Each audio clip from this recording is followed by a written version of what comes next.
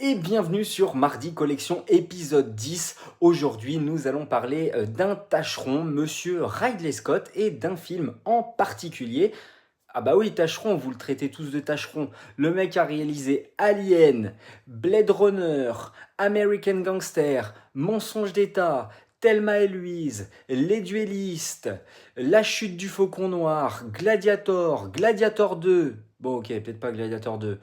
Et le dernier duel, c'est le film d'ailleurs dont on va parler, mais le gars n'a rien fait, n'y est pour rien.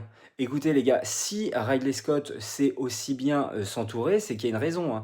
Et je suis désolé, mais quand on en a réalisé autant de bons films, voire de chefs-d'œuvre, c'est qu'on n'est pas un tâcheron, hein. Il faut arrêter de dire que c'est les autres qui ont tout fait et que lui, il doit beaucoup de choses à beaucoup de monde. Mais vous pensez que les autres réalisateurs, ils sont tout seuls?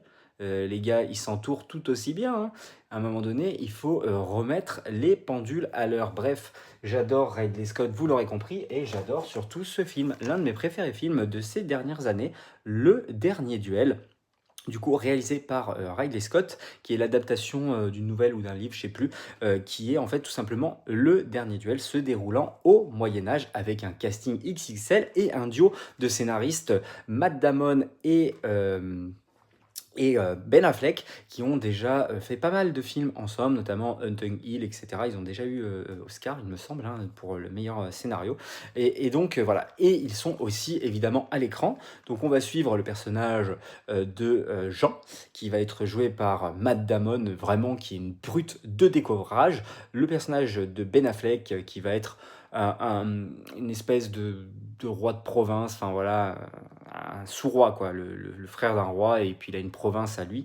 Et on va suivre le personnage campé par Monsieur Adam Driver, excellent acteur, Adam Driver aussi, hein, voilà, non pas douter, hein, il jouait très très bien Kylo Ren aussi. Surtout quand il avait le masque, quand il l'enlevait, c'était un petit peu plus compliqué. Non, mais voilà, j'adore ces acteurs. Et Jodie Comer qui va être au centre de l'intrigue. En fait, on va suivre donc ce trio de personnages en particulier, puisque Ben Affleck est un personnage un petit peu à part.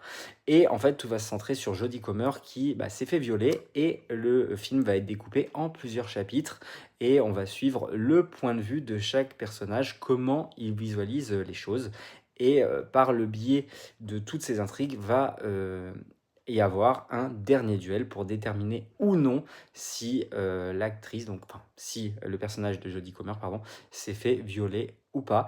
Et à travers tout ça, les armures, tout ça, le sound design, les décors sont juste exceptionnels. D'ailleurs, le film a été tourné en Dordogne. Donc je vous invite fortement à regarder le dernier.